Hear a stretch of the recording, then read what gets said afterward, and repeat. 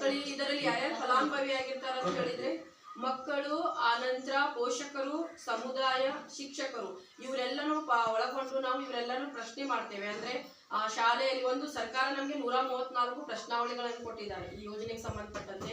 ಅಂದ್ರೆ ಶಾಲೆಯಲ್ಲಿ ಮಕ್ಕಳಿಗೆ ಮೂಲಭೂತ ಸೌಕರ್ಯಗಳು ಇದಾವಿಲ್ಲ ಅಂತ. ಮೂಲಭೂತ ಸೌಕರ್ಯ ಅಂತ ಹೇಳಿದ್ರೆ ಏನು, ಕೊಠಡಿ ಇರಬೇಕು, ಅವರಿಗೆ ಕುತ್ಕೊಳ್ಳಿಕ್ಕೆ ಬೆಂಚ್ ಇರಬೇಕು, ಕುಡಿಯುವ ನೀರಿನ ವ್ಯವಸ್ಥೆ ಇರಬೇಕು, ಆನಂತರ ಶೌಚಾಲಯದ ವ್ಯವಸ್ಥೆ ಇರಬೇಕು, ಮತ್ತೆ ಮಕ್ಕಳ ಸಂಖ್ಯೆಗೆ ಅನುಗುಣವಾಗಿ ಶಿಕ್ಷಕರು ಇರಬೇಕು.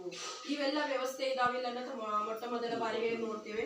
ಆನಂತರ ಏನಂತ ಹೇಳಿದ್ರೆ ಶಿಕ್ಷಣದ ಗುಣಮಟ್ಟ, ಒಂದು ಮಗುವಿಗೆ ಕನಿಷ್ಠ ಪಕ್ಷ ಅವನ ವಯಸ್ಸಿಗೆ ಅನುಗುಣವಾಗಿ ಓದು ಬರಹ ಬರಬೇಕು, ಅದು ಬರ್ತಾ ಇದೆ ಇಲ್ಲ ಅನ್ನೋದನ್ನ ಪರಿಶೀಲನೆ ಮಾಡೋದಿರ್ತದೆ.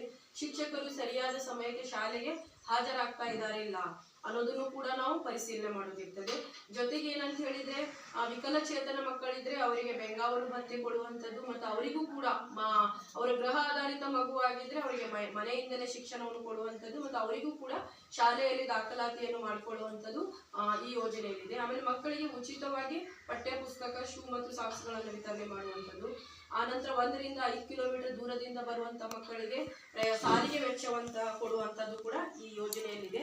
ಎಲ್ಲರೂ ನೀವು ಇದೇ ಗ್ರಾಮದವರಾಗಿರುವುದರಿಂದ ನಿಮ್ಗೆ ಸಾರಿಗೆ ಭತ್ಯೆ ಬರಲ್ಲ. ಅದನ್ನು ಬಿಟ್ಟು ನೀವು ಏನಾದರೂ ಹೊರಗಡೆಯಿಂದ ಮಕ್ಕಳು ಬರ್ತಾ ಇದ್ರೆ ಅಂತ ಮಕ್ಕಳಿಗೆ ಸಾರಿಗೆ ಭತ್ಯೆಯನ್ನು ಕೊಡುವಂತ ವ್ಯವಸ್ಥೆಯು ಕೂಡ ಇದೆ. ಮತ್ತೆ ಇಲ್ಲಿ ಅಡ್ಮಿಷನ್ ಮಾಡ್ಕೊಳ್ಬೇಕಾದ್ರೆ ಯಾವುದೇ ರೀತಿಯ ಜಾತಿ ಮತ ಭೇದ ಭಾವ ಇಲ್ಲದೆ ಎಲ್ಲರಿಗೂ ಕೂಡ ಸಮಾನವಾಗಿ ಅಡ್ಮಿಷನ್ ಮಾಡ್ಕೊಳ್ಳಿಕ್ಕೆ ಅವಕಾಶ ಇದೆ. ಮತ್ತೆ ಏನಂತ ಹೇಳಿದ್ರೆ ಯಾವುದೇ ಮಕ್ಕಳ ಮೇಲೆ ದೌರ್ಜನ್ಯ ಆಗಬಾರ್ದು, ಮಕ್ಕಳ ಹಕ್ಕುಗಳ ರಕ್ಷಣೆ ಆಗಬೇಕು. ಈ ಪ್ರತಿಯೊಂದು ಅಂಶಗಳನ್ನು ಒಳಗೊಂಡಂತಹ ಒಂದು ಪ್ರಶ್ನಾವಳಿಗಳನ್ನು ನಮ್ಗೆ ಕೊಟ್ಟಿದ್ದಾರೆ. ಅದನ್ನು ಕೇಳಿ ನಾವು ದಾಖಲಿಸ್ಕೊಳ್ತೇವೆ. ಮತ್ತೆ ಈಗ ಕೊನೆಯದಾಗಿ ಅಂತ ಹೇಳಿದ್ರೆ ನಾವು ಈಗ ಸೋಮವಾರ ದಿವಸ ಇದಕ್ಕೆ ಸಂಬಂಧಪಟ್ಟಂತೆ ನಾವೇನೇನಿದೆ ಎಲ್ಲ ಪರಿಶೀಲನೆ ಮಾಡಿ ನಿಮ್ಮ ಮುಂದೆ ಒಂದು ವರದಿಯನ್ನು ಮಂಡನೆ ಮಾಡ್ತೇವೆ ನಾವು. ಅಂದ್ರೆ ನಾವು ಕಂಡುಕೊಂಡಿದ್ದು ಅದನ್ನು ಹೊರತಾಗಿ ಮತ್ತೆ ಏನಾದರೂ ನ್ಯೂನತೆಗಳಿದ್ರೆ ಅದನ್ನು ನೀವು ಮುಕ್ತವಾಗಿ ಆ ಸಭೆಯಲ್ಲಿ ಚರ್ಚೆ ಮಾಡಬಹುದು.